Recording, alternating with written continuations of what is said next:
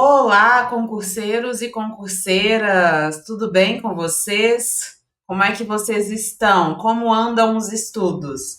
Espero que esteja tudo certo, que vocês estejam conseguindo seguir com o planejamento, porque quem segue com o planejamento, quem se apaixona pelo processo, certamente vai chegar ao objetivo. Eu sou a professora Serena Alves, sou professora de arquivologia e hoje nós vamos conversar sobre um tema que cai muito em provas quando se trata de arquivologia, que é princípios arquivísticos. Sim, os famosos princípios arquivísticos que as bancas tanto gostam e que são tão importantes para a arquivística de uma forma geral, para a gestão de documentos, para a proteção do patrimônio documental. Essa aula é uma aula muito importante, pessoal, porque as bancas gostam muito de cobrar esses conteúdos e porque não são conteúdos necessariamente fáceis de serem assimilados. Os princípios arquivísticos, eles se confundem. Então, se você não souber exatamente qual é a característica de um princípio e qual é a característica de outro princípio, o examinador pode ali utilizar de artimanhas para te engabelar e aí você vai perder uma questão, ok? Então, o meu objetivo aqui hoje é te ensinar o que diz cada princípio, quais são as principais características desses princípios, se tem algum princípio que você precisa dar mais atenção em detrimento de outro. A gente vai ter um bloco só de questões também, para que a gente possa treinar bastante, né? E verificar como é a cobrança desse conteúdo, como cada banca se comporta diante desse conteúdo, beleza? Bom, você que é meu aluno, sabe muito bem que eu gosto de iniciar toda a aula com um panorama, né? Tá aqui o nosso panorama da aula, mas antes vou te pedir aqui, ó, para me seguir lá no Instagram, coloco em todo o slide para você, @prof. Serena Alves. Lá no meu Instagram, pessoal, vocês podem tirar as suas dúvidas, vocês podem me mandar uma mensagem, às vezes algum conteúdo aqui não ficou bacana e vocês ficaram com dúvida. Estou sempre disponível para vocês, tá bom? Vou responder com o maior carinho e no que depender de mim, pode ter certeza que você vai conseguir esses pontos em arquivologia, tá bom? Então me sigam lá no Instagram, tá? Pelo menos para me mandar um abraço. @prof. Serena Alves. Vamos então, pessoal, para o nosso panorama, né? Para o panorama da nossa aula. Você sabe que eu gosto de colocar esse panorama para que você saiba o solo em que você está pisando. O que a professora vai falar primeiro? Onde é que ela está na matéria? Falta muito? Falta pouco? Quantos princípios são no total? Então, eu preciso que você olhe para esse panorama com o intuito de ficar mais confortável com o conteúdo, tá bom? É por isso que eu sempre coloco para vocês. Então, temos aqui, né, o nosso panorama, e aí vamos estudar, pessoal, os princípios e características. Professora, como assim? Você falou que a aula é de princípios arquivísticos, mas a gente vai estudar características também? Sim, já vamos começar criando polêmica. O que acontece, pessoal? As bancas não necessariamente utilizam os termos técnico-arquivísticos da melhor forma. Isso quer dizer que um termo técnico, ele pode ser utilizado tanto pelo lado técnico quanto a partir da sua semântica. Então, é muito comum que as bancas confundam alguns conceitos, alguns termos, acabem utilizando ali incorretamente, e é o que acontece com os princípios. Às vezes as bancas chamam os princípios de princípios mesmo, e às vezes as bancas chamam algumas características dos documentos arquivísticos, que poderiam inclusive muito bem serem princípios, elas chamam de princípio, mas na verdade não são. Então, o que for princípio aqui, eu vou dizer para você que é princípio, e o que for uma característica, eu vou te dizer que é uma característica. Entretanto, eu gostaria que você ficasse muito atento, porque a gente não pode ser tão criterioso, já que a gente sabe que as bancas não utilizam os termos corretamente, na maioria das vezes. Na maioria das vezes, não. Muitas vezes não utilizam os termos técnicos corretos. Então, por exemplo, se você está respondendo com uma questão de princípios arquivísticos e a banca fala assim: o princípio da proveniência diz que os documentos de uma instituição devem ficar junto aos documentos de outra instituição. Aí você vai falar, pô, o princípio da proveniência, a professora falou que é um princípio mesmo, então tá certo. Agora, se a banca falar assim para você: o princípio da organicidade preconiza que os documentos de arquivo são produzidos e recebidos pela instituição no decorrer de suas atividades. Aí você vai marcar errado, porque eu vou te falar que organicidade não é um princípio, que organicidade é uma característica. Mas você não deve marcar errado, pessoal, porque aí a banca está chamando a organicidade de princípio e de fato não é, mas não é esse o objetivo da questão. O objetivo da questão é falar que a organicidade é o termo que se refere ao fato dos documentos arquivísticos serem produzidos ou recebidos no decorrer das atividades de uma instituição. Perceba o objetivo da questão. Não se apegue tanto a esses termos técnicos, principalmente em bancas que não têm uma boa reputação, digamos assim, para produzir questões. Então, tenham parcimônia, ok? Às vezes eu vou te falar aqui que, por exemplo, organicidade é uma característica e a banca na questão vai chamar a organicidade de princípio da organicidade. Isso não existe. Mas você precisa observar se é o objetivo ou não da questão, identificar se é ou não um princípio, ou se a banca só realmente pisou na bola e utilizou o termo incorretamente, ok? Acontece demais. Aí, se o aluno é muito criterioso, ele acaba perdendo uma questão boba, porque ficou se apegando a pequenas coisinhas ali. Agora, se a banca fala assim: o princípio da organicidade quer dizer, a organicidade é um princípio, ao passo que o princípio da proveniência é uma característica. Aí, pessoal, obviamente que a questão está falando do termo técnico.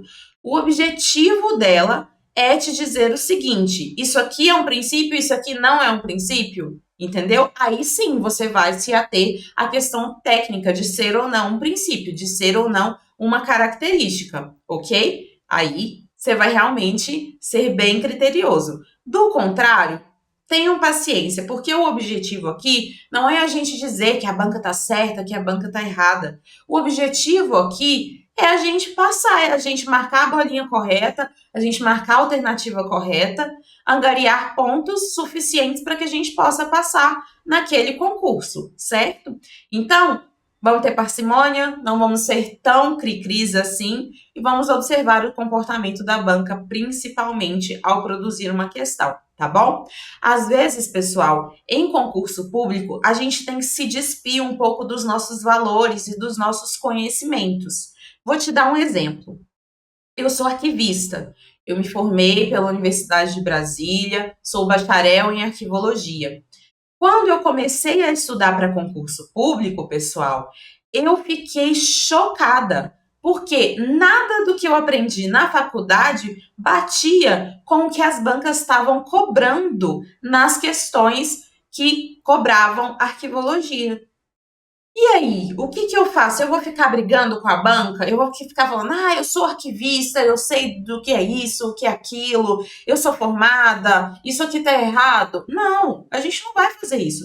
A gente vai aprender a dançar conforme a dança, tá bom? E aí eu, por exemplo, me despi da função arquivista, me despi da minha profissão para aprender os métodos de cobrança da banca, para entender os raciocínios que a banca estava levando em consideração para produzir determinada questão. E aí, apesar de eu saber o que é correto, eu fui no jogo, eu dancei a dança e por isso eu consegui ocupar um cargo público, ok? Então, isso vale tanto para arquivologia quanto para as outras disciplinas, tá, pessoal? Vocês precisam identificar o que é válido e o que não é válido.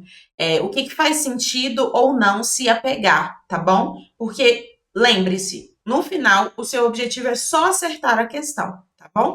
Então, às vezes, a gente tem que dar uma fechadinha de olho mesmo. Voltando aqui para o nosso panorama, então, pessoal, nós vamos estudar tanto princípios quanto características.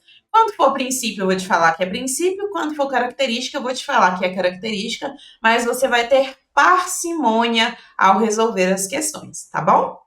Vamos passar então, pessoal, pelo princípio da proveniência, mas antes de te ensinar o princípio da proveniência, eu vou te ensinar o que é fundo de arquivo. E vocês vão ver que o fundo de arquivo está intrinsecamente relacionado ao princípio da proveniência. Então, vamos estudar primeiro o fundo e depois o princípio da proveniência, tá bom? Vamos estudar também, pessoal, o princípio da ordem original, também chamada de ordem primitiva ou princípio da santidade. A organicidade, repare que eu não chamei organicidade de princípio, é uma característica. Unicidade também não é um princípio, é uma característica. Não existe o princípio da unicidade. Indivisibilidade ou integridade. Cumulatividade ou naturalidade, princípio da territorialidade, princípio da pertinência territorial, e aí a gente tem o da pertinência territorial, mas também temos da pertinência temática, ok? Temos esses dois princípios aí. Além disso, o princípio da reversibilidade, do interrelacionamento, que não é um princípio, é uma característica, e autenticidade e veracidade, que também são características e não princípios. Então, nós vamos perpassar por todos os princípios, por todas as características. Eu vou te explicar a definição, o que é importante ou não para você saber dos princípios, o que cai em prova, o que a banca vai te perguntar, tá bom? Porque esse raciocínio aqui, pessoal, que eu faço, ele não é um raciocínio da minha cabeça, não. Não é porque eu quero que você saiba uma determinada quantidade de conteúdos ou saiba determinada coisa. É porque eu sei o que cai. Se eu sei o que cai, eu vou direcionar os seus estudos para o que cai, tá bom? E aí eu escolho o que falar e o que não falar para você aqui. Até mesmo porque o seu tempo é precioso, certo? O maior bem do concurseiro é o tempo. Voltando aqui para nossa tela, então, pessoal, nós vamos iniciar estudando o fundo de arquivo. Temos vários pontos aí que vamos conversar, mas a primeira coisa que eu queria falar para você, explicar para você, né, é o que é esse tal de fundo de arquivo, professora? Que termo é esse? O que isso significa? Vamos lá, vem comigo. Pessoal, toda instituição, seja ela pública, seja ela privada, qualquer nível, qualquer ordem de grandeza, qualquer objetivo, não importa. Toda instituição produz documentos. Por quê? Porque a instituição, ela tem funções que ela precisa desenvolver, certo? Essas funções, elas geram atividades e para que eu possa perpassar as informações para os setores, para pessoas jurídicas externas, para pessoas físicas externas, ou seja, para eu desenvolver as atividades da instituição, eu preciso registrar essas informações em algum suporte documental. É aí que nasce o documento. Do contrário, pessoal, imaginem, eu quero fazer uma contratação de um professor, por exemplo. Aí, beleza, eu sou lá, gerente, quero fazer uma contratação, sou gerente de RH, quero fazer uma contratação. Aí eu preciso que essa contratação tenha as seguintes características. A pessoa tem que ser isso, tem que ter essas e essas habilidades, tá? Aí eu coloco que a pessoa vai trabalhar X horas semanais, que as atividades que ela vai desempenhar são essas e aquelas, Enfim, eu crio todo um perfil para fazer essa contratação, para poder iniciar o processo seletivo, digamos assim. Aí, se eu não registrar essas informações em algum suporte documental, pessoal, como que a pessoa que vai operacionalizar, por exemplo, essa atividade vai fazer? Ela vai ter que ouvir o que eu quero, aí ela vai, não, beleza, entendi, chefia, entendi o que você quer. Eu vou passar ali pro fulano, porque ele que vai fazer essa parte aqui, eu vou fazer essa outra parte aqui, tá? Aí essa pessoa vai lá e fala para outra pessoa que, olha, a chefe pediu para fazer essa contratação assim. Aí essa pessoa, ela tem que ter essas características, essas habilidades, ela vai trabalhar tanto tempo, ela vai ganhar tanto, tá? Então vamos começar essa contratação. Imagina se fosse feito desse jeito. Aí uma pessoa tem que falar para outra, que tem que falar para outra. Daqui a pouco a gente não tem mais registro de nada. Tem aquele telefone sem fio maravilhoso, né? Que eu falo A, a pessoa entende Z. Então não funciona. E a gente não tem só uma atividade acontecendo ao mesmo tempo. Dentro de uma instituição, dentro de cada área, a gente tem inúmeras atividades. Então é óbvio que a gente precisa registrar essas informações de alguma forma para que elas possam ser perpassadas entre as pessoas envolvidas, ok? É por isso que nasce o documento, pessoal. O documento, ele nasce organicamente, ele nasce naturalmente, porque uma atividade existe e para que essa atividade possa ser realizada, a gente precisa, então, fazer esse registro de informações, ok? Sabendo isso, a instituição, ela vai, ao longo do tempo, produzindo documentos, as atividades vão sendo desenvolvidas, pessoas são contratadas, a administração cresce, os setores mudam a nomenclatura, mudam as competências, mais atividades são desenvolvidas e, com isso, mais documentação é criada, certo? No final, pessoal, o que a gente tem? Qual é o produto disso? Qual é o produto da existência de uma instituição em termos de produção documental? A gente vai ter um conjunto de documentos que foi produzido ou recebido pela instituição no decorrer das atividades ao longo da sua vida. A esse conjunto de documentos, pessoal, a gente dá o nome de fundo de arquivo. Então, se eu tenho uma instituição A, eu vou ter o fundo de arquivo da instituição A. Se eu tenho uma instituição B, eu vou ter o fundo de arquivo da instituição B. É basicamente isso. Fundo é o conjunto de documentos produzidos ou recebidos pela instituição no decorrer das suas atividades, beleza? É tranquilo, né? É um conceito bem de boa, é importante que você saiba dele, porque quando a gente for estudar o princípio da proveniência, você vai ver como que tem relação com o fundo de arquivo, tá? Então, fundo, professora, então, é o conjunto de documentos que uma instituição produz? Sim, é basicamente isso, tá? Em palavras bem simples. Então, voltando aqui para o nosso slide, te expliquei, né, o que é fundo de arquivo. E aí, pessoal, nós temos alguns tipos de fundo. Eu vou ter um fundo público, eu posso ter um fundo privado, eu posso ter um fundo institucional, um fundo pessoal, um fundo familiar ou fundos mistos, né, que são junções aí de fundos públicos e fundos privados. Pessoal, por exemplo, o que é um fundo pessoal? Eu, professora Serena, eu sou uma pessoa, certo? Não, professora, errado. Eu sou uma pessoa. Então, no decorrer da minha vida, exercendo as atividades que eu exerço, e não estou falando só de atividades profissionais, pessoal, estou falando de mim enquanto pessoa mesmo, eu vou produzir uma série de documentação, certo? Ao final, eu vou ter o meu conjunto documental, que na verdade vai ser o fundo da professora Serena, tá bom? Sem malícia, sem malícia. Entendeu? Então é isso, um fundo pessoal é isso. Uma pessoa, durante a sua vida, ela acumula naturalmente documentação e essa documentação é o fundo arquivístico dessa pessoa, ok? Só porque muitas pessoas acham estranho, né? Acham que só instituições têm fundos, que só instituições produzem documentos. E não, os documentos pessoais, pessoal, também geram fundos de arquivo, ok? Então, só para vocês saberem. Lembrando que fundos mistos, pessoal, é uma mistura de fundos públicos mais fundos privados, ok?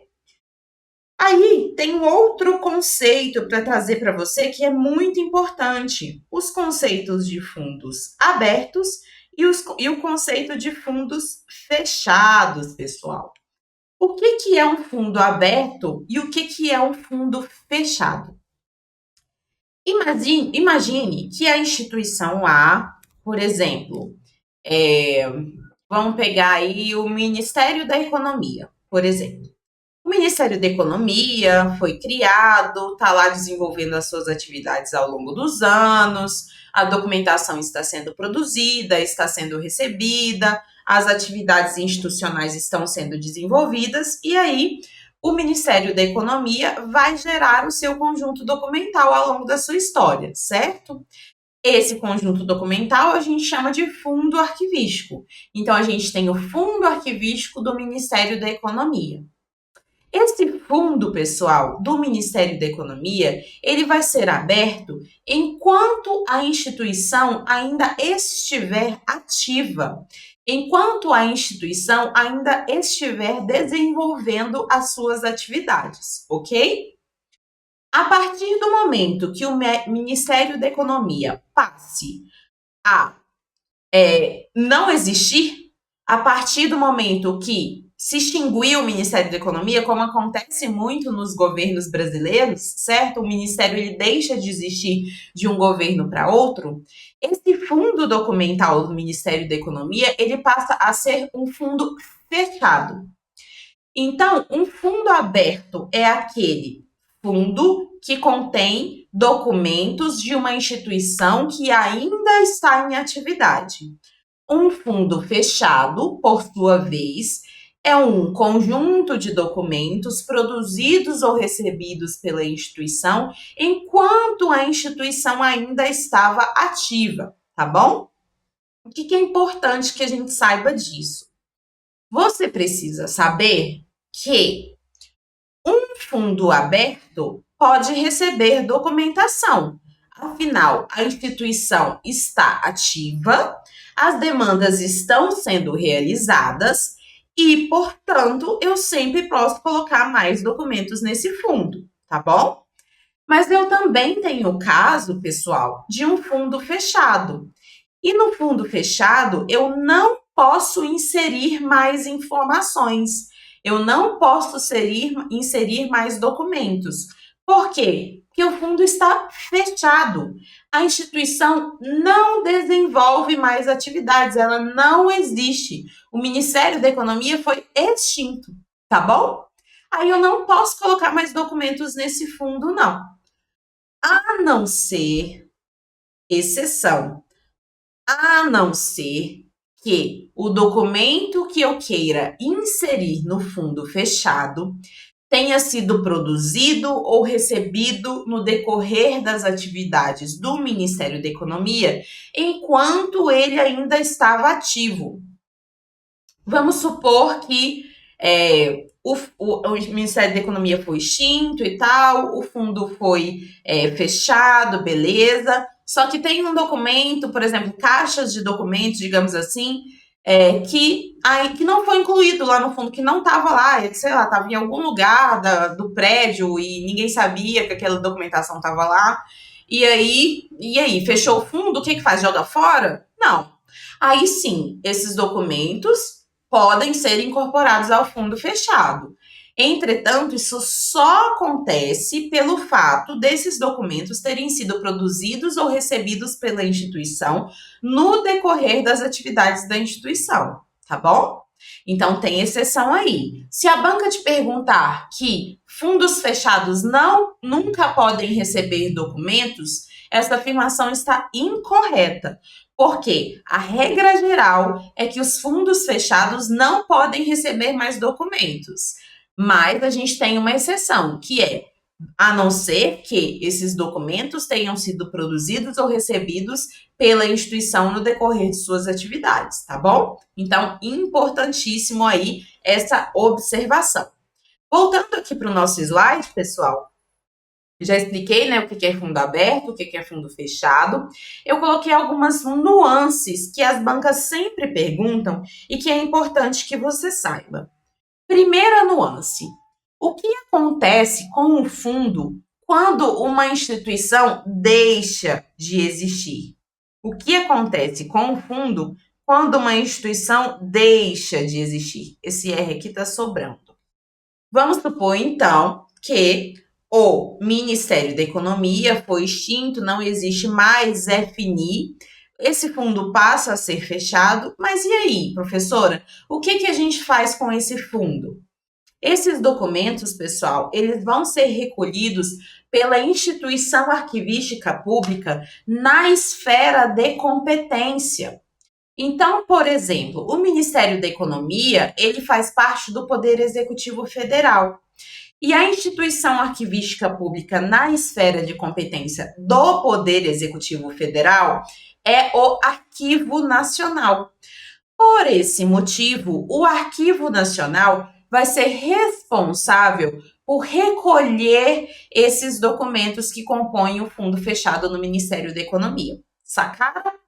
Bem tranquilo, né? É isso que acontece com um conjunto documental quando uma instituição deixa de existir. Ele tem que ser recolhido pela instituição arquivística pública na esfera de competência do órgão ou da instituição que foi extinta, ok?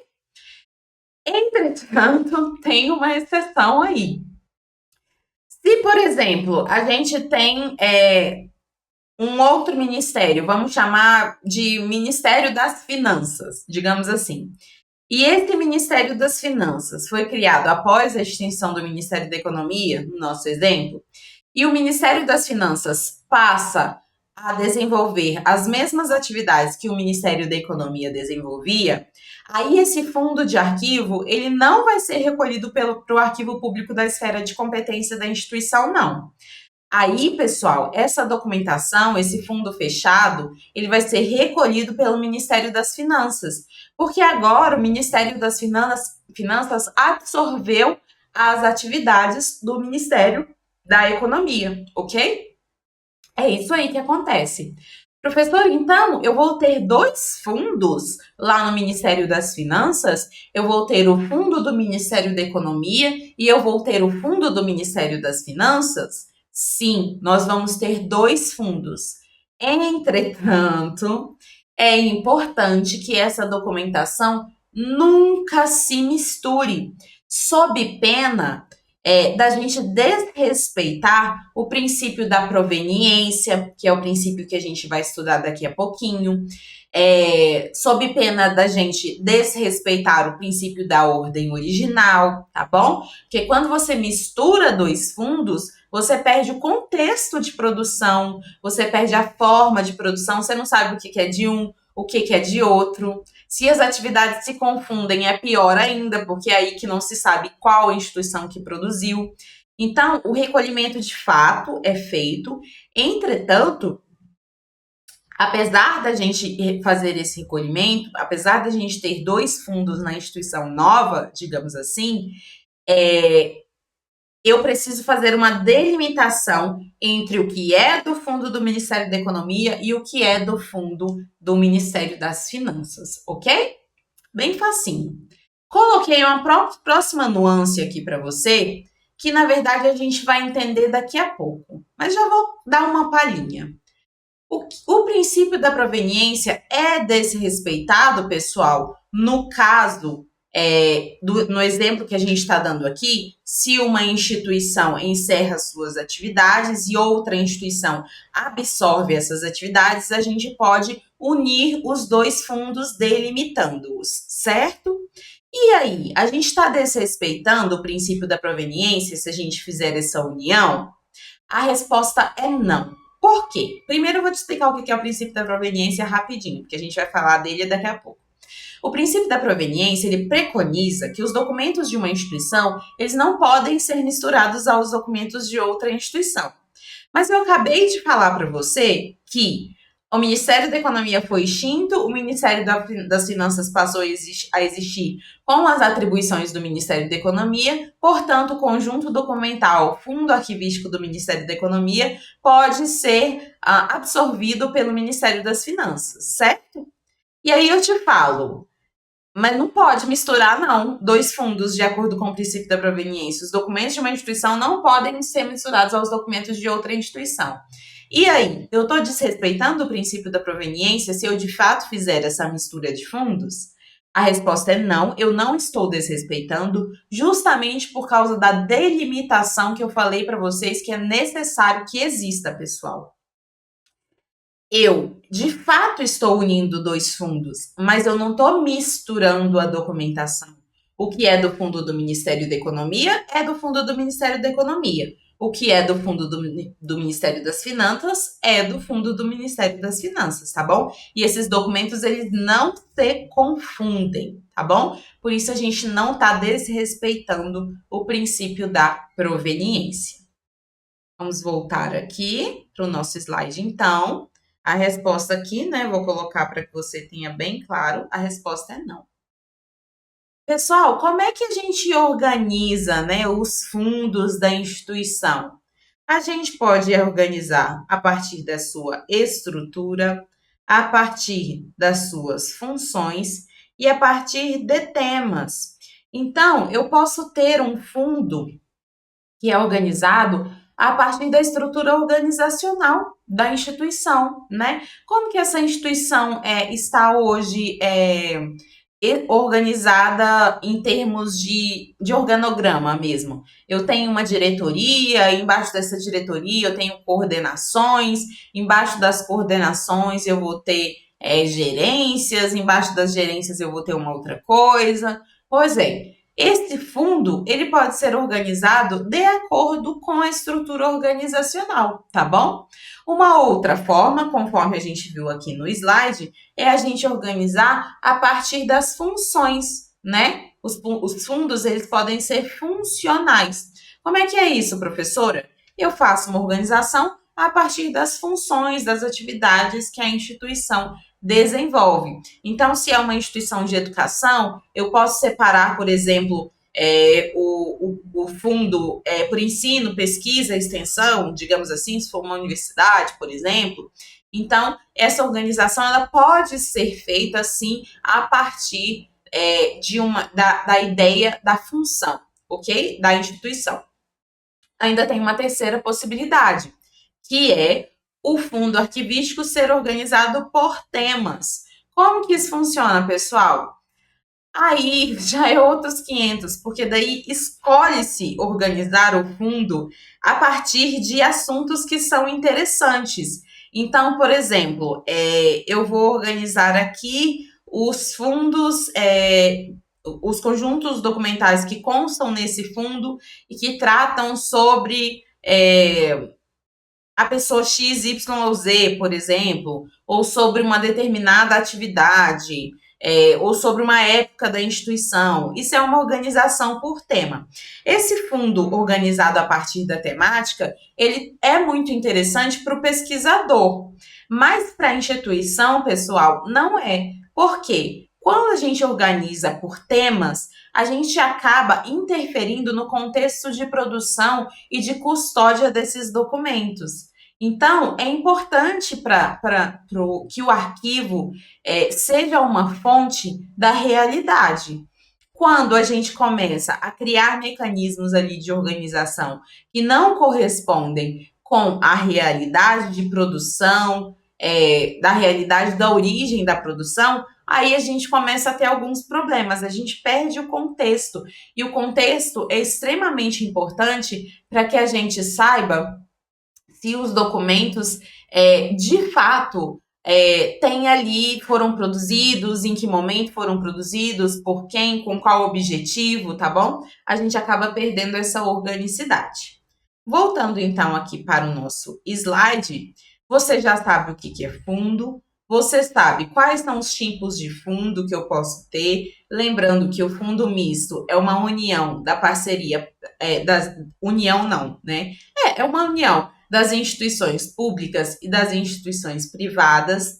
Te falei que o fundo aberto é aquele em que a instituição ainda está em atividade, por isso os documentos são absorvidos para o fundo aberto.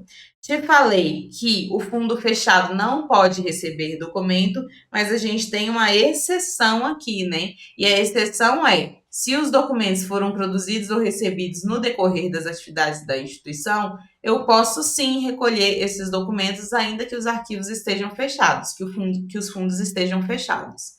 Sobre as nuances, te falei o que acontece com o fundo quando uma instituição deixa de existir. Se deixar de existir, o conjunto documental vai para a instituição pública arquivística na esfera de competência. Entretanto, se existir uma outra instituição que tenha absorvido as atividades da instituição que foi extinta, aí sim a gente faz o recolhimento desses documentos da instituição inicial para a instituição final. E dessa forma, pessoal, a gente não vai desrespeitar o princípio da proveniência, que a gente vai delimitar muito bem os dois fundos, tá bom? Eles não vão se confundir. Também te falei que os fundos eles têm alguns critérios de organização. Eu posso ter um fundo a partir da estrutura, eu posso ter um fundo a partir das funções e também posso ter um fundo a partir dos temas, ok? Maravilha! Coloquei aqui para você, pessoal, mais algumas características dos fundos de arquivo que caem muito em prova. São as características de entidades produtoras de documentos, ou seja, de entidades produtoras de fundos, certo? De fundos arquivísticos, porque toda instituição produz um fundo arquivístico. Essas características, elas foram levantadas por um autor muito famoso da arquivologia que chama Michel Duchamp. E ele diz o seguinte, que existem algumas características que são essenciais para a aplicação do princípio da proveniência. O que, pessoal? Quais são elas? Pessoal, a instituição deve possuir um nome e uma existência jurídica própria resultante de uma lei, de uma ata, de um decreto.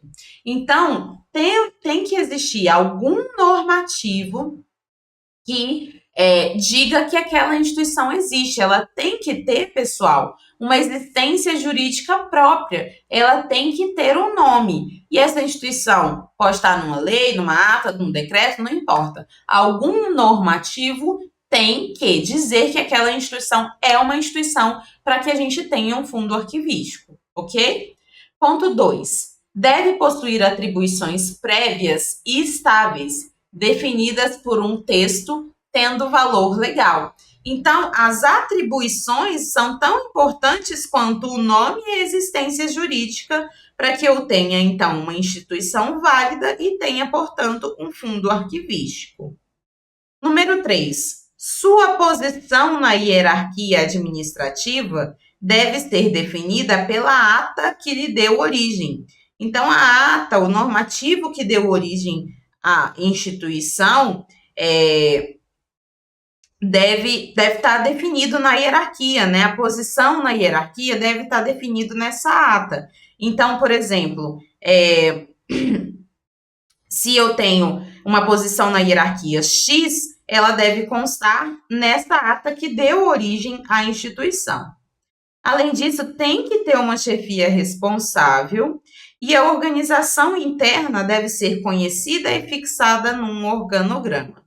Então, essas, pessoal, são as características essenciais para que a gente aplique o princípio da proveniência. A instituição tem que ter um nome, tem que ter uma existência jurídica, ela tem que ter atribuições. E não vale só ter atribuições, tem que ser atribuições expressivas e tem que ser atribuições estáveis. Tudo isso tem que estar o quê? Num texto legal, né? Isso tem que estar em algum lugar. A posição na hierarquia administrativa vai ter que ser definida pela ata que deu origem à instituição. Tem que ter uma chefia responsável e eu preciso ter a organização interna conhecida e fixada no organograma, tá bom? Então, é isso que a gente tem aqui como características de fundos de arquivo por Michel Duchamp. E aí, vocês estão me acompanhando? Eu espero que sim, que a gente ainda tem muito conteúdo pela frente. E essas informações de fundo, elas vão ser essenciais para que a gente possa entender os outros princípios, tá bom? Os princípios em si. Vamos voltar então para o nosso slide. Vamos então, pessoal, falar do princípio da proveniência.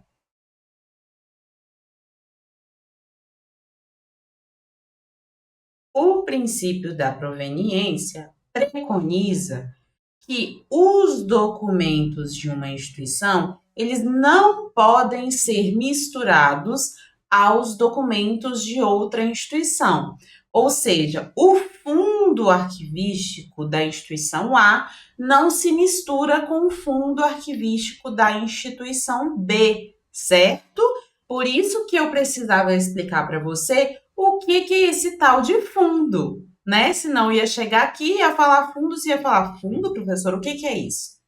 Então, pessoal, os fundos, eles não se misturam.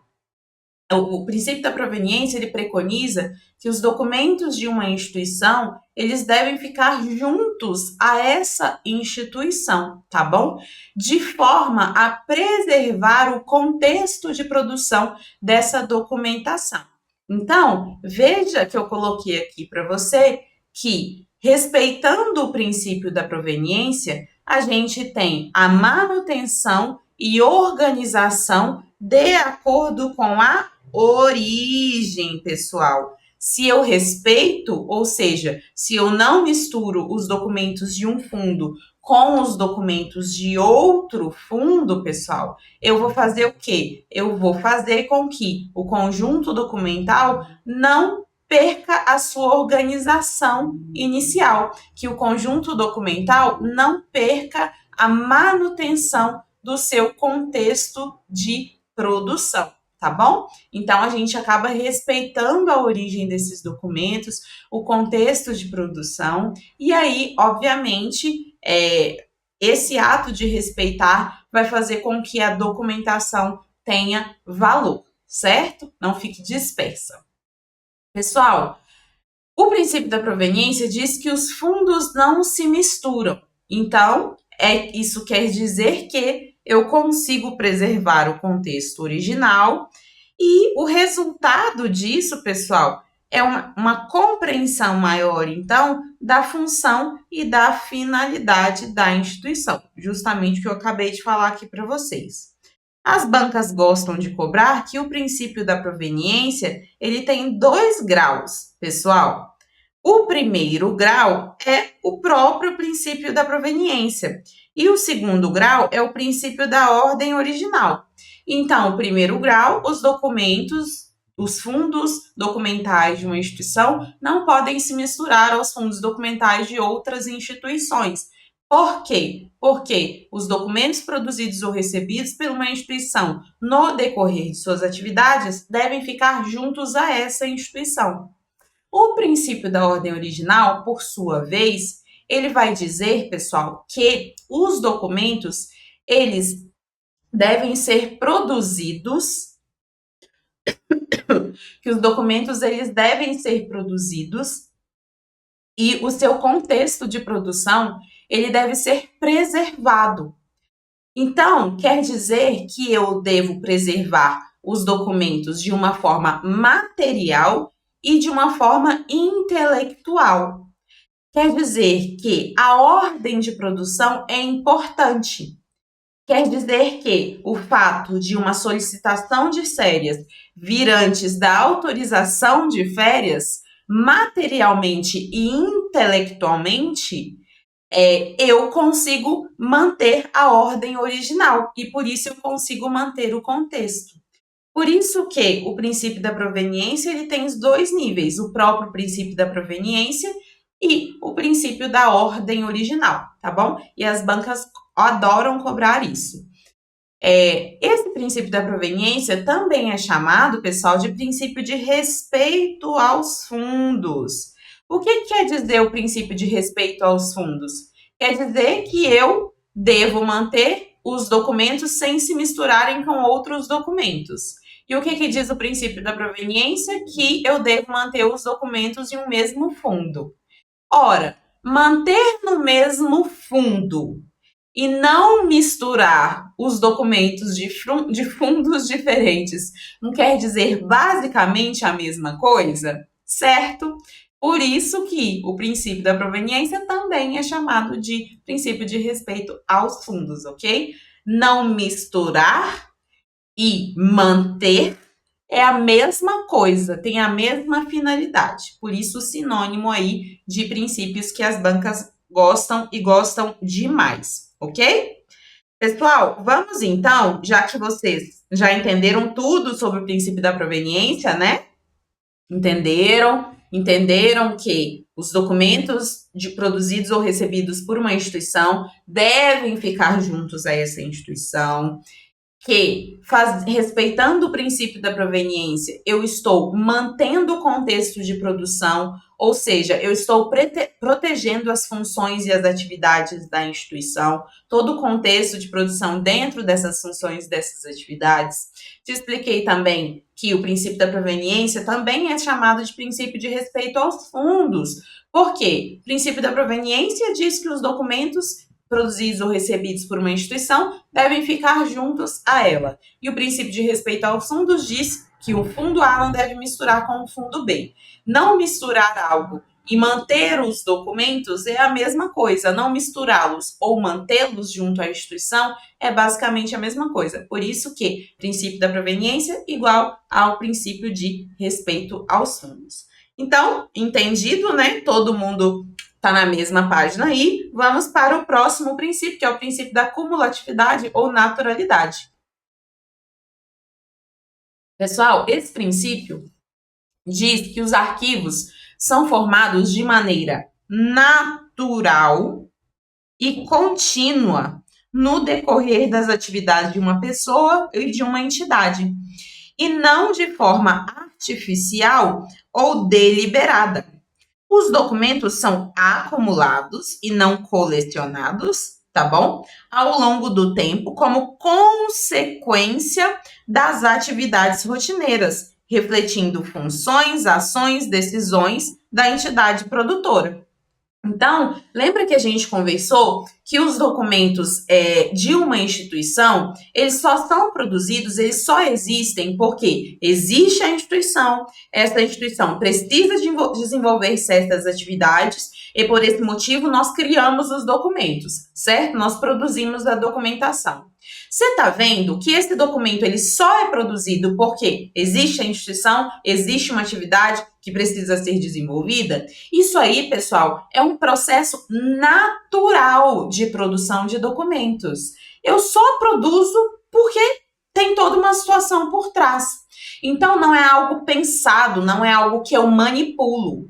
Existe a instituição, existem as funções e as atividades. Eu preciso desenvolver, preciso fazer com que a coisa ande, que as demandas possam ser resolvidas. E para isso eu registro as minhas informações nos suportes documentais e aí então eu tenho os meus documentos. Então, pessoal, essa forma de produção, essa forma de acumulação de documento arquivístico é natural, é contínua, não é deliberada e não é artificial, tá bom? É apenas o resultado, uma consequência das funções, das ações e das decisões que a entidade produtora desenvolve, ok?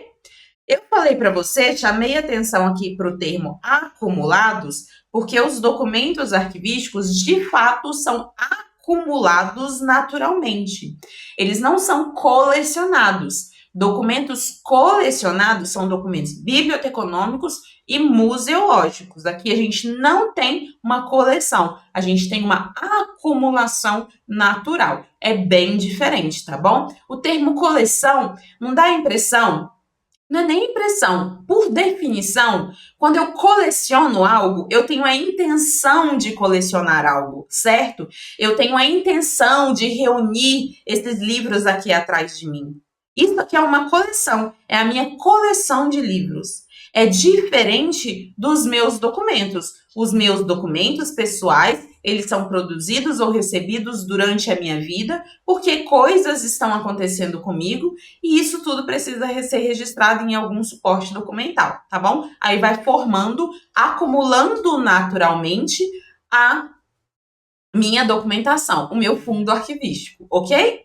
Beleza, vamos então voltar aqui. Reparem, coloquei para vocês que não são coleções, né? E aí coloquei o conceito, pessoal, do professor Lodolini, que cai muito em prova. Ele é um renomado arquivista italiano e ele diz o seguinte, que pelo princípio da cumulatividade ou da naturalidade, os arquivos constituem uma formação progressiva, natural e orgânica. As bancas adoram isso aqui e por isso eu não podia deixar de colocar o conceito dele para você. Apesar de que é basicamente o que eu expliquei em cima em outras palavras, ok?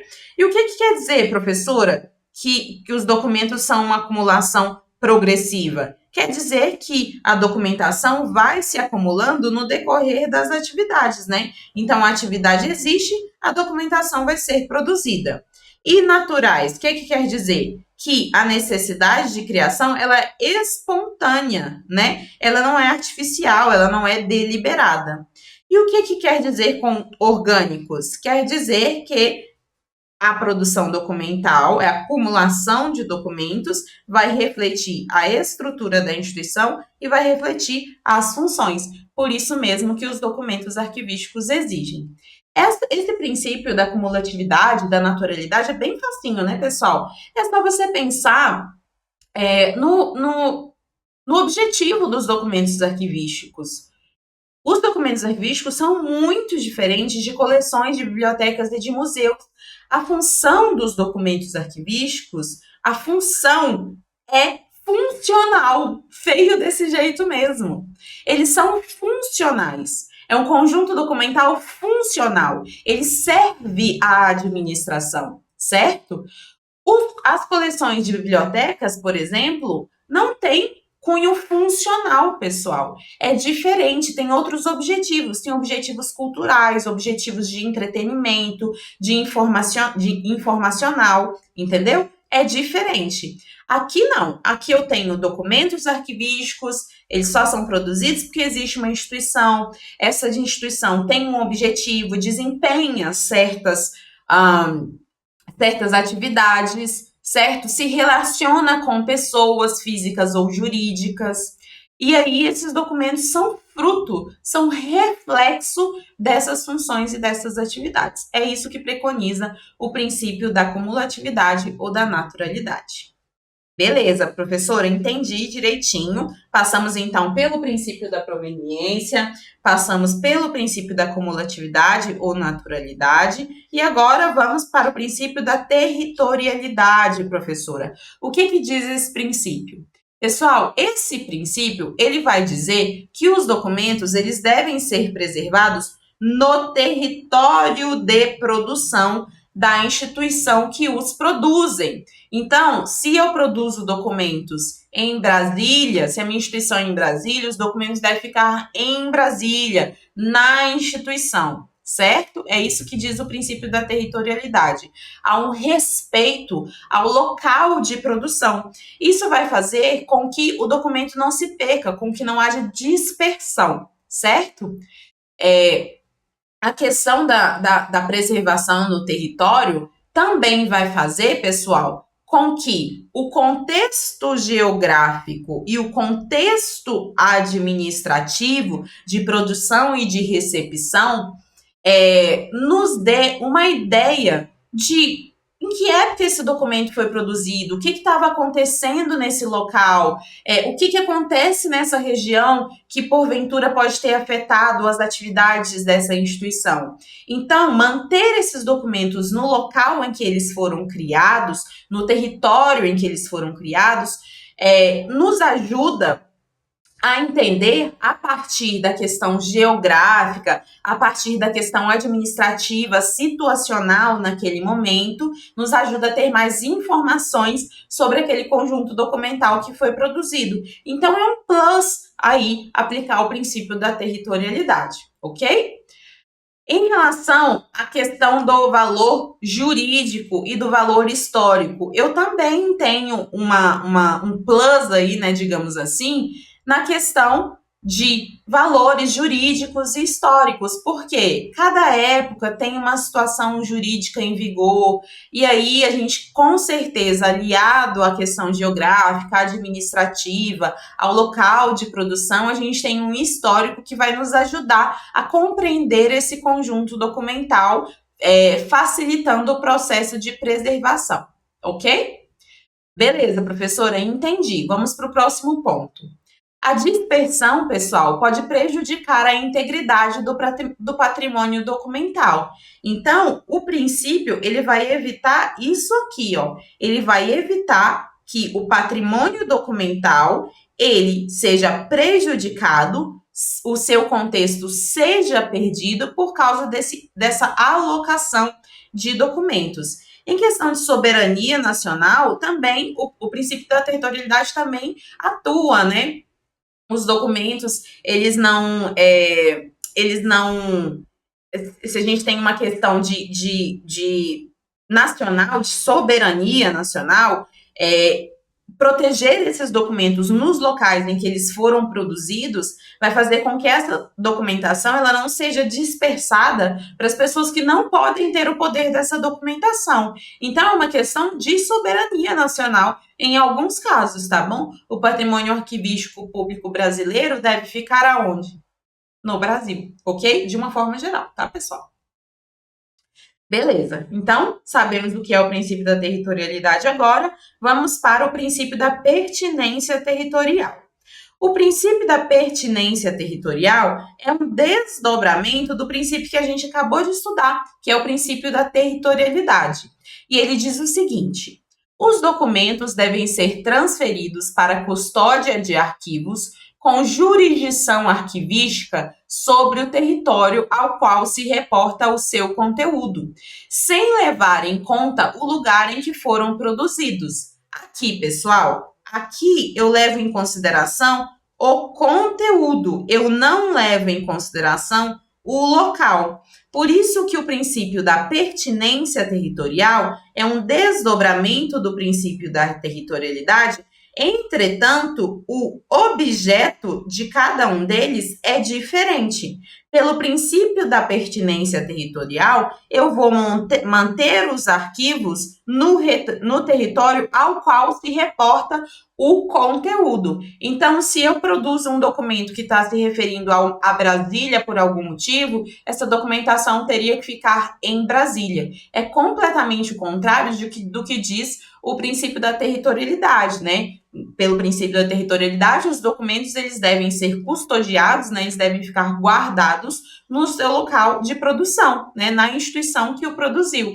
Aqui não, pela pertinência territorial, a gente vai guardar os documentos, a custódia dos documentos tem que ser no local ao qual se refere o conteúdo daquele documento. É uma inversão completa. Aplicar o princípio da pertinência territorial nos dá uma ideia de união de documentos que tratam sobre os mesmos assuntos, que se referem aos mesmos locais. Mas isso é muito perigoso, porque fazer essa dispersão vai causar uma perda de contexto, se não for bem feita, tá bom? Então, esse princípio aqui é, inclusive, bem obsoleto e não aplicável na arquivologia, mas cai em prova, tá bom? Coloquei aqui para você, né, que ele é o oposto ao princípio da proveniência também. Por quê, pessoal? Que o princípio da proveniência, ele diz que os documentos de uma instituição eles não podem ser misturados aos documentos de outra instituição, né? Eles devem ficar juntos à instituição original, à instituição produtora. E o da pertinência territorial já está falando que esses documentos não têm que ficar junto, não. Eles têm que ir para o local ao qual se reporta o seu conteúdo. Então, temos aí uma oposição. Lembre-se, esse é um princípio obsoleto, não funciona. Essa questão temática, ela é muito complicada, porque a gente acaba perdendo o contexto de produção, que é muito importante para que a gente entenda esse conjunto documental, tá? Imagine que a gente pegue documentos de todos os ministérios e coloque tudo numa mesma sala, tudo junto. Para eu pegar um documento e entender, pô, de onde que ele veio, qual que é a função que esse documento está desempenhando, de qual ministério que eu estou falando. Essa mesma atividade, ela é desenvolvida de formas diferentes em cada ministério. Então, se a gente une essa documentação, a gente perde contexto. A gente não entende qual é o objetivo daquele documento. Isso, em termos de gestão documental, é um tiro no pé, porque a gente não consegue avaliar essa documentação. Aí a gente não elimina e nem guarda o que é necessário. Aí vamos ter massa acumulada, massa documental acumulada na certa, ok? Beleza. Em relação às características, pessoal, características do princípio da pertinência territorial. Desvinculação do local de produção, né, da questão geográfica e gestão de acordo com o contexto para o qual são pertinentes. Então, no princípio da territorialidade, eu levo em consideração o local de produção, certo? E pelo princípio da pertinência territorial, eu estou levando em consideração o contexto do documento, o local ao qual se reporta o seu conteúdo. Lembra, princípio obsoleto, ok? Beleza, professora, entendi para termos de prova, né? É mesmo, para termos de prova. Agora vamos para o princípio da pertinência ou da pertinência temática. Faltou um Nzinho aqui, o princípio da pertinência ou da pertinência temática. O que diz esse princípio? Ei, vamos lá, ei, você, acorda. Eu sei que você está dormindo, Pode acordar, pode beber uma água. Eu sei que é difícil, eu sei que é chato, são muitos princípios, muitas características, você ainda não está conseguindo materializar isso, tá tudo no campo aqui das ideias, a professora está te passando muitas informações. Quando você chegar na aula de questões dos princípios arquivísticos, você vai conseguir materializar tudo que eu estou te falando. Mas acorda, vamos lá, vamos beber uma água. Essa aqui é a sua chance de mudar de vida. Você vai deixar mesmo um princípiozinho de arquivologia te vencer? Não acredito. Não faz o menor sentido. Se você tá aqui, esteja por inteiro, tá? Esteja por inteiro. Vamos voltar? Vamos prestar atenção? Vamos lá. Isso aí, professora. Chama atenção mesmo. Pessoal, em relação ao princípio da pertinência e da pertinência temática, os documentos devem ser organizados e preservados, pessoal, com base no assunto ou no tema, em detrimento da origem e da estrutura da entidade produtora. Então, aqui a gente organiza, tá? Aqui a gente está falando de organização. A gente não tá falando de localização. O princípio da pertinência e o princípio da pertinência, o princípio da territorialidade, o princípio da pertinência territorial que a gente acabou de estudar, a gente estava falando o seguinte: onde que esses documentos devem ficar? É isso que a gente estava falando.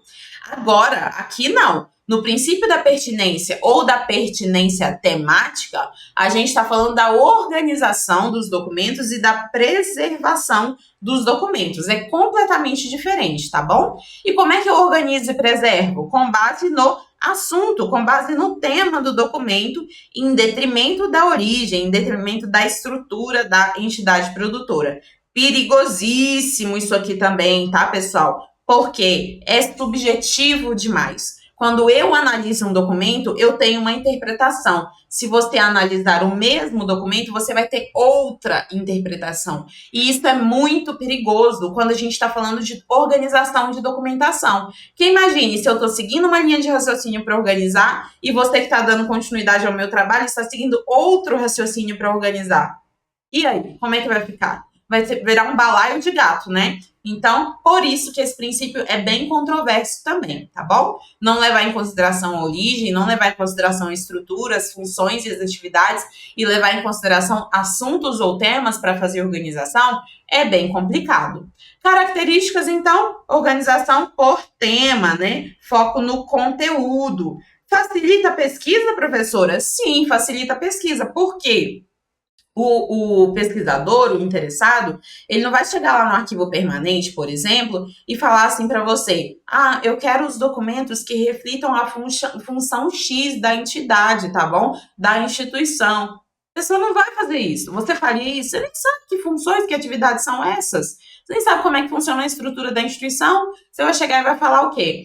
Eu gostaria de ter acesso aos documentos sobre o evento X da instituição. Ou seja, o pesquisador, ele solicita pelo assunto, pelo tema da documentação. Por isso que a gente tem uma facilitação na pesquisa. Ao mesmo tempo, a gente tem desvantagens, né? Que é a questão da subjetividade na organização, no processo de preparação mesmo da documentação, ok? Pessoal, geralmente é aplicado nos arquivos permanentes, tá bom? Nos arquivos de pesquisa ou nos arquivos especializados. Especializados em quê, professora? Especializados em temas, pessoal. Por que nos arquivos de pesquisa? Porque é onde o pesquisador tem interesse. Eu acabei de explicar aqui nesse exemplo. E nos arquivos permanentes, pessoal, porque aqui que eu tenho os documentos de valor secundário, ou seja, os documentos que têm características históricas, culturais, probatórias ou informativas. Legal? Esse então é o nosso princípio da pertinência ou da pertinência temática. Lembra disso aqui, ó, temática, tá? Lembra de temática, porque aí você vai lembrar de tema. Aí você vai lembrar que a organização é feita a partir do assunto ou tema. Não confunda com o princípio da pertinência territorial. São duas coisas diferentes, tá bom? Então, a gente tem da pertinência territorial, mas tem também da pertinência ou também chamado de pertinência temática. Beleza, pessoal, maravilha! Estamos avançando aqui no nosso conteúdo. Agora vamos estudar o princípio da reversibilidade. Você já ouviu falar desse princípio? Já viu alguma questão tratando desse assunto? Olhando assim, pensando, antes de eu falar nada, o que vocês acham que significa? Reparem que aqui, pessoal, todos os princípios que eu estou falando para você buscam, de alguma forma, proteger os documentos arquivísticos, cada um no seu âmbito de atuação. Mas o que eles querem, o objetivo é trazer a proteção para o patrimônio documental, proteção para o acervo, proteção para o fundo arquivístico. Alguns vão tratar da localização, outros vão tratar da organização. A gente vai ter princípio, como esse princípio agora que a gente vai estudar, que vai tratar sobre alguns procedimentos que são aplicados nos documentos. Então, esses princípios, em sua maioria, eles buscam, em sua maioria não, na sua totalidade, eles buscam proteger a documentação, para proteger o contexto de produção, para que esses documentos possam ser úteis, para que as pessoas consigam interpretá-los a partir do seu contexto. E aí a gente consegue definir o valor dessa documentação, tá bom? Tudo com o mesmo objetivo. Aí a gente promove o acesso quando a gente preserva esses documentos, né? A gente faculta o acesso. Então tá tudo aqui na mesma linha, apesar de que cada princípio tem uma definição diferente. Professora, vamos lá então para o princípio da reversibilidade. O que diz esse princípio, pessoal? Pessoal, o princípio da reversibilidade, ele é como se fosse uma intervenção nos documentos arquivísticos. Como assim, professora, uma intervenção? Quer dizer, pessoal, que tem alguns procedimentos que a gente atribui, que a gente utiliza em documentos que são intervenções.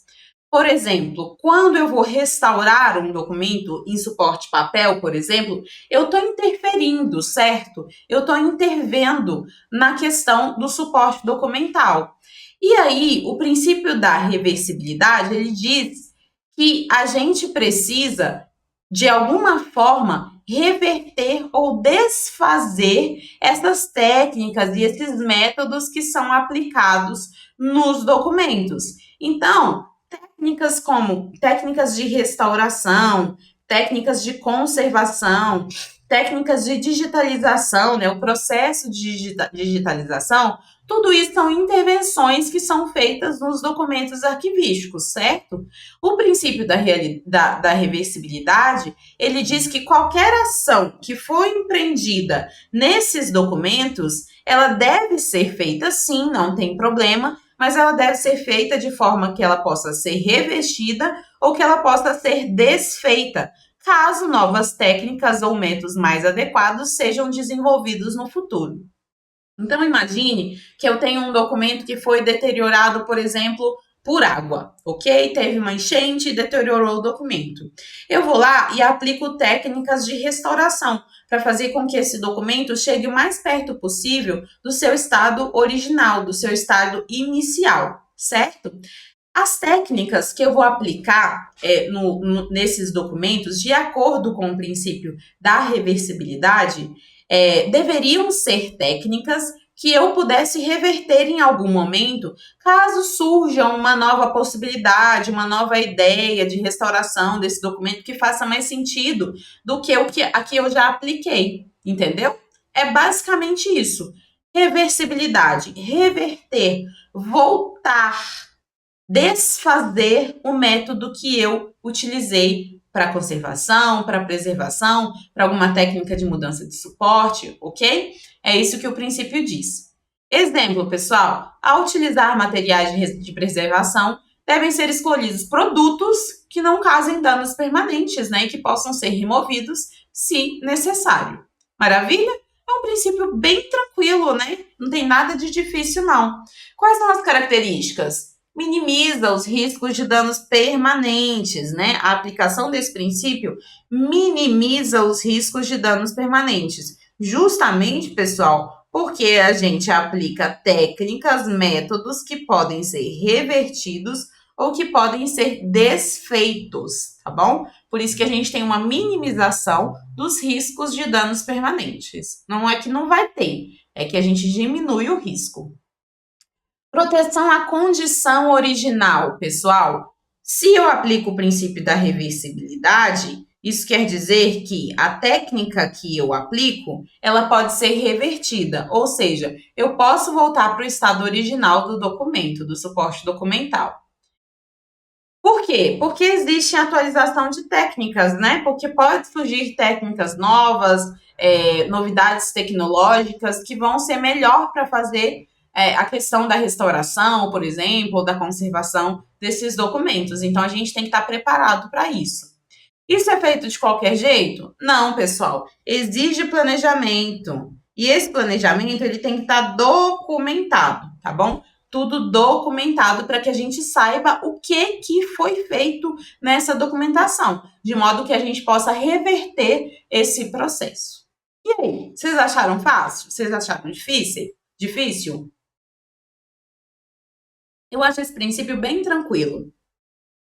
É só você pensar que que é um princípio que está se precavendo de que ações irreversíveis sejam feitas no documento, e aí a gente perde a possibilidade desse documento ser como ele era, né, antes do dano, por exemplo, e a gente também perde a oportunidade de aplicar novas técnicas que são melhores para a manutenção daquele suporte documental, tá bom?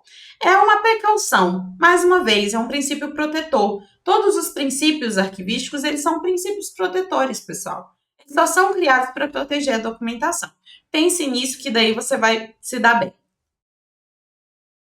Vamos então para o nosso próximo princípio. Na verdade, não é um princípio, é uma característica, que é a característica de interrelacionamento. Essa característica diz, pessoal, que os documentos eles estão conectados. Conectados pelo quê, professora? Por informações, por contexto, por funções. As funções, elas se comunicam, elas se interconectam, certo?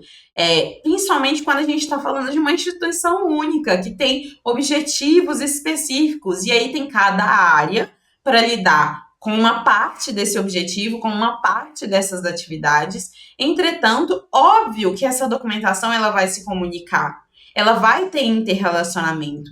Ela vai ter interrelacionamento nas próprias informações, no conteúdo do documento, no contexto de produção desse documento, nas funções que a entidade desenvolve, que a instituição desenvolve. Então, o documento, ele não está isolado. Pelo contrário, ele está permeabilizado de outras funções, de outras atividades, de outras informações, tá bom? Afinal, estamos falando de uma única instituição. Então, é isso que diz a característica do interrelacionamento. Me dá um exemplo, professora.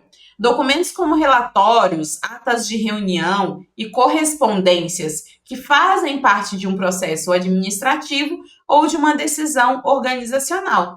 Então, eu tenho ali um processo administrativo.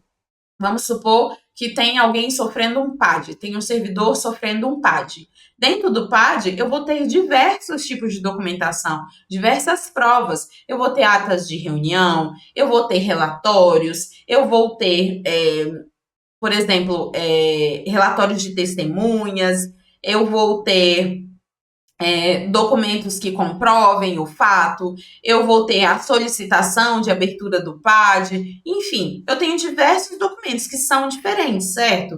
Uma ata é diferente de um relatório, que é diferente de uma produção de provas, que é diferente de um contrato, enfim, eu posso ter diversos documentos dentro daquele processo administrativo. Entretanto, apesar dessa diversidade documental, eu estou falando de uma mesma coisa. Eu estou falando de um mesmo contexto de produção, de uma mesma informação, que é o PAD daquela pessoa.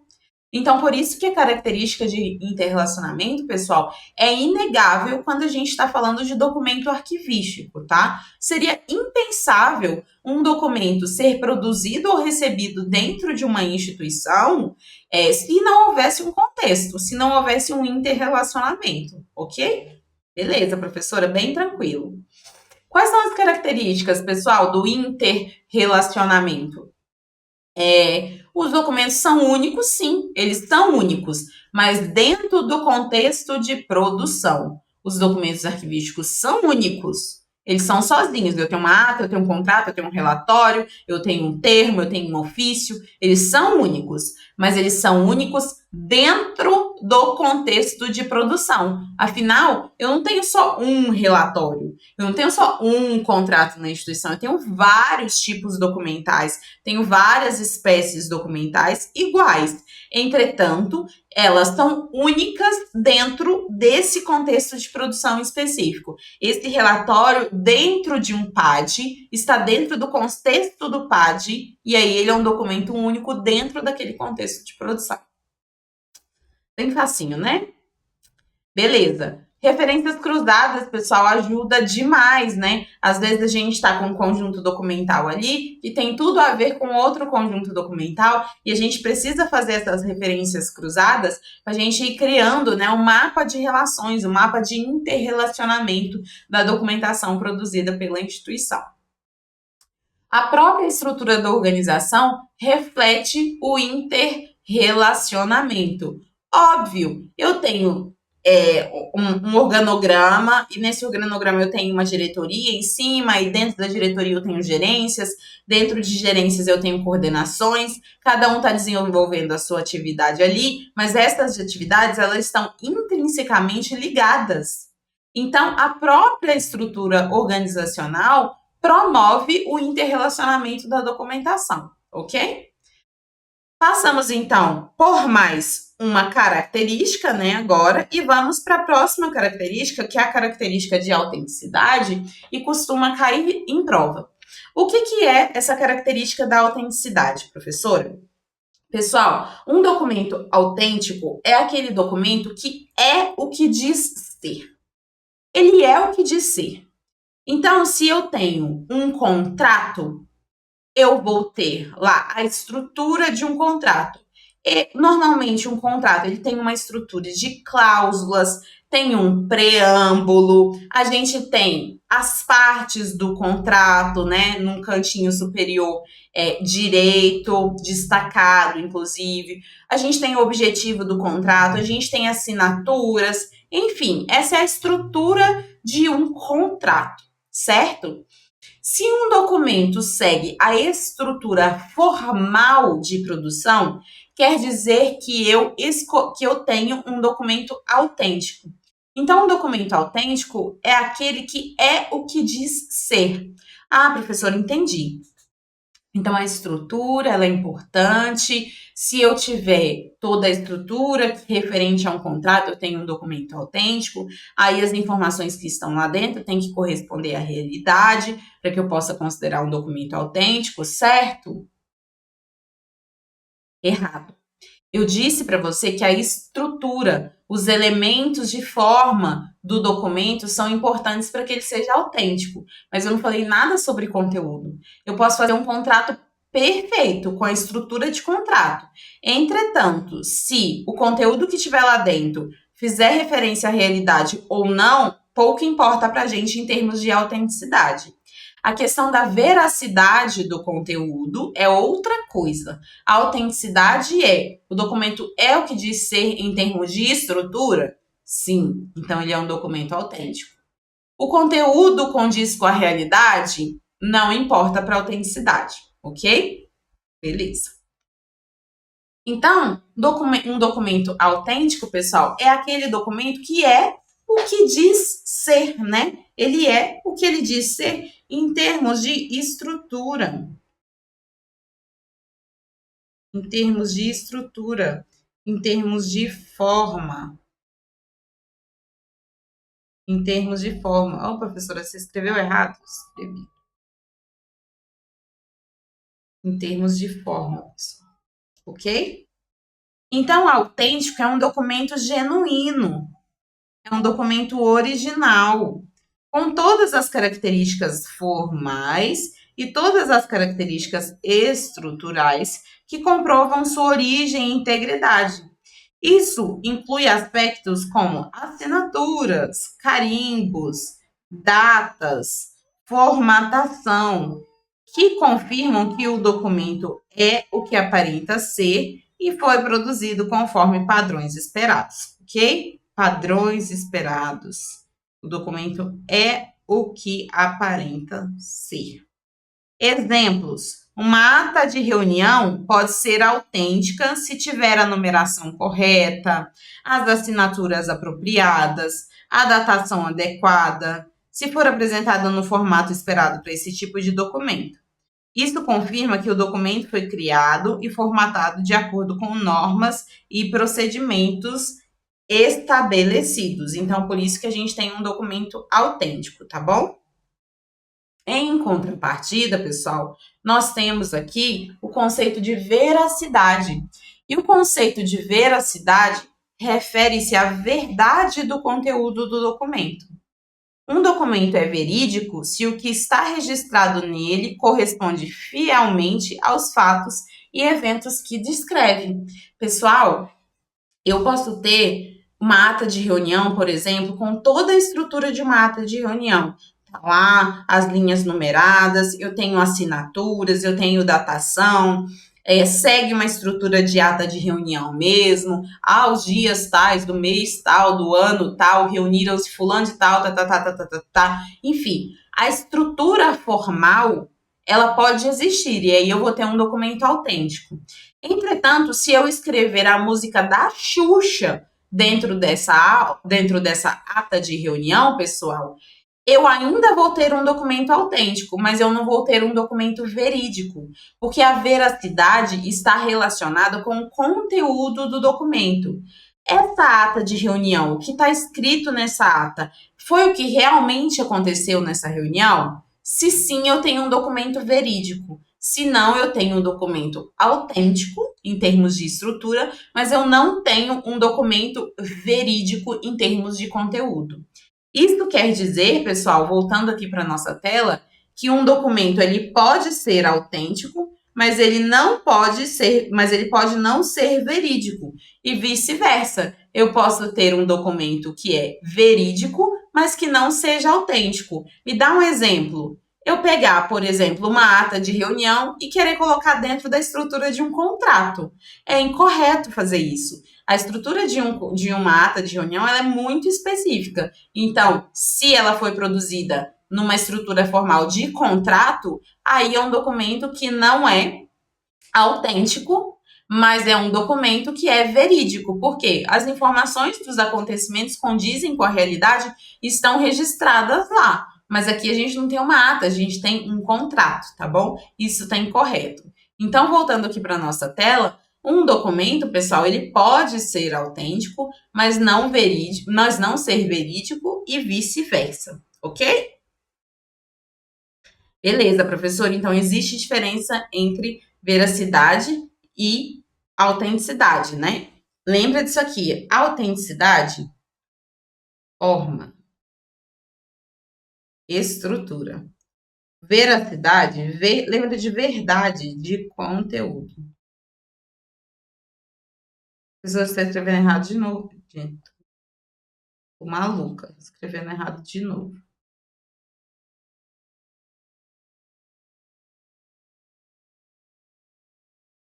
Conteúdo, ok? E aqui, guarde esse esqueminha aqui, porque cai em prova. Professora, a senhora disse no início da aula, lá no nosso panorama, que existe uma prioridade, né, de princípios e de características para cair em prova. Sim, pessoal, coloquei aqui de cima para baixo o que mais cai em prova. Então, eu primeiro, com certeza, o princípio da proveniência, depois o princípio da ordem original. O que é princípio da proveniência? Não misturar os documentos de uma instituição com os documentos de outra instituição. Os documentos devem ficar mantidos junto à instituição produtora, certo? Princípio da ordem original. O que diz, pessoal? Os documentos, eles devem, a produção intelectual e material dos documentos, ela deve ser mantida, né? Em relação ao princípio da cumulatividade ou naturalidade, os documentos de arquivo, eles são produzidos de forma natural, de forma orgânica, não tem nada artificial, não tem nada pensado, certo? Em relação ao princípio da integridade ou da indivisibilidade, pessoal, que nós estudamos aqui. O que quer dizer esse princípio? Não, na verdade, eu não coloquei o princípio da integridade e da indivisibilidade, não? Esqueci de colocar para vocês, mas eu falo para vocês aqui agora. O que diz o princípio da integridade ou da indivisibilidade? Quer dizer, pessoal, que os documentos eles não podem ser desmantelados, certo? A gente tem que ter uma produção desses documentos, eles não podem ser divididos, eles não podem perder a sua estrutura, porque senão a gente perde o contexto. Integridade, indivisibilidade, pensa nisso, tá? Esses documentos, eles não podem ser quebrados, sob pena de perder o contexto. Em relação ao princípio da territorialidade, pessoal, os documentos devem ficar no local, no território em que foram produzidos. Em relação ao princípio da organicidade, na verdade não é um princípio, né? É uma característica. A organicidade, como eu falei para vocês lá no início da aula, é uma característica que diz que os documentos arquivísticos, eles são produzidos ou recebidos no decorrer das atividades de uma instituição. Ou seja, é uma produção orgânica. Do contrário, a gente não teria um documento arquivístico, tá bom? A gente teria somente um documento, por exemplo. E a autenticidade, pessoal, característica que diz que os documentos são o que eles dizem ser. Por que a autenticidade é diferente de veracidade? Porque a autenticidade quer dizer o respeito à forma. A veracidade quer dizer o respeito ao conteúdo. Eu posso ter um documento que é autêntico e que não é verídico, e posso ter um documento que é verídico e que não é autêntico. Em termos de prova, esses aqui são os principais princípios que caem e as principais características, tá bom? É bom que vocês deem uma olhada aí para que vocês não percam questões sobre o assunto. Para responder questões sobre os princípios arquivísticos, aqui vão algumas dicas. Tenha calma. O examinador, ele vai pegar um princípio e ele vai colocar na sua frente uma definição que é muito lógica, que faz muito sentido e que provavelmente tem até alguma relação com o termo que ele utilizou, tá bom? Então, quando você lê, você vai ler e vai falar: nossa, isso aqui faz sentido. Eu acho que isso aqui é o princípio da proveniência mesmo. Eu acho que isso aqui é o princípio da territorialidade mesmo, entendeu? Mas, se você for olhar a fundo, Se você for prestar bastante atenção na questão, você pode encontrar um errinho ou outro. Os examinadores não trabalham muito no sentido de trabalhar um conceito de um princípio de forma incorreta. É muito difícil uma questão desse nível. Eles trabalham mais dizendo que um princípio está na definição de outro e vice-versa, tá? Confundindo aí a sua cabeça. Eles não são muito de embaralhar as definições dos princípios, não, tá bom? Peço que você olhe para cada princípio e lembre de alguma coisa. Voltando aqui. Princípio, primeiro, fundo de arquivo. O que é o fundo de arquivo? Conjunto de documentos de uma instituição. Princípio da proveniência. Os documentos têm que ficar juntos da instituição produtora, não podem ser misturados aos documentos de outras instituições. Princípio da cumulatividade, pessoal, ou princípio da naturalidade. Os arquivos são uma formação progressiva, natural e orgânica. Eles são acumulados, eles não são colecionados.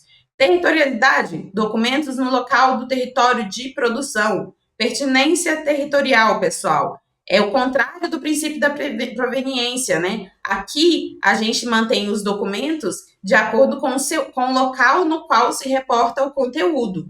Já o princípio da proveniência, não. Ele preconiza que os documentos produzidos por uma instituição devem ficar juntos a essa instituição. Princípio da pertinência ou da pertinência temática. Aqui a gente tem uma organização e preservação com base no assunto ou tema. Lembra que pertinência ou pertinência territorial tem relação com organização e não com o local no qual os documentos vão ficar. Princípio da reversibilidade, pessoal. Qualquer intervenção, pessoal, busca-se intervenções que podem ser desfeitas, que podem ser revertidas. Desse modo, pessoal, a gente protege os documentos, porque pode surgir uma técnica nova que melhoraria, né, o estado, a condição dele, e por aí vai. Interrelacionamento. Os documentos estão conectados, né? Existem funções, existem atividades que geram esses documentos. Obviamente, eles estão conectados. Existe um interrelacionamento. A autenticidade, como eu falei, lembra de forma, de estrutura. O que esse documento tem que ser para ser o que ele é? Diferente da nossa querida veracidade, que está dizendo que um conteúdo aqui, um conteúdo, deve ser verídico para ele ser considerado um documento que tenha veracidade positiva, ok? Do contrário, eu vou ter um documento só autêntico. Eu posso ter um documento que nem é autêntico e que nem é verídico, tá bom? Também não falei isso para vocês. Eu posso ter um documento que é autêntico. Vamos aqui para a tela comigo. Eu posso ter um documento que é autêntico, mas não é verídico. Então, eu posso ter um documento que é autêntico, mas não é verídico. Eu posso ter um documento que é verídico, mas que não é autêntico. Eu posso ter um documento que não é nem verídico e nem autêntico. Como que ele não é nem verídico e nem autêntico, pessoal? Vamos voltar primeiro aqui. Como que ele não é autêntico? Como que ele é autêntico e não é verídico? A forma foi respeitada, mas é uma mentira, digamos assim, tá bom? O que está escrito, o conteúdo é uma mentira, ok? Então, é isso que é um documento autêntico e que não é verídico. O que é um documento verídico que não é autêntico? O que foi respeitado? A situação, né, a realidade dos fatos, então a verdade, o conteúdo é verdadeiro, o conteúdo é uma verdade, entretanto, nós temos um documento que não tem a forma correta, eu escolhi o tipo documental incorreto, por exemplo, certo? Então, a forma é incorreta. E um documento que não é os dois, é um documento que é mentiroso, é uma mentira, e foi produzido com a forma incorreta, tá bom? Escolhi o tipo documental incorreto. É isso que quer dizer. Pessoal, estamos finalizando a nossa aula aqui. Já vou pedir para você me seguir lá no Instagram, para que você possa tirar as suas dúvidas, tá bom? Tire as suas dúvidas, não fique com dúvidas. Me segue lá, @prof. Serena Alves, para que vocês possam me mandar mensagem, me falar o que vocês acharam do conteúdo, se tem algum princípio que você não entendeu. Às vezes você viu uma questão em algum lugar que tratou o princípio de uma forma diferente. Se quiser trazer, eu vou poder te ouvir, eu vou poder te acompanhar, tá bom? Então, vá lá, dê a sua opinião sobre a aula, me diga o que você está achando, se você está gostando, se você está aprendendo. Levem questões que vocês identificaram que vocês não conseguiram responder. Vai ser um enorme prazer acompanhar vocês nessa jornada, tá bom? Um beijo. Não esqueça de me seguir lá no Instagram e até a próxima aula. Tchau, tchau.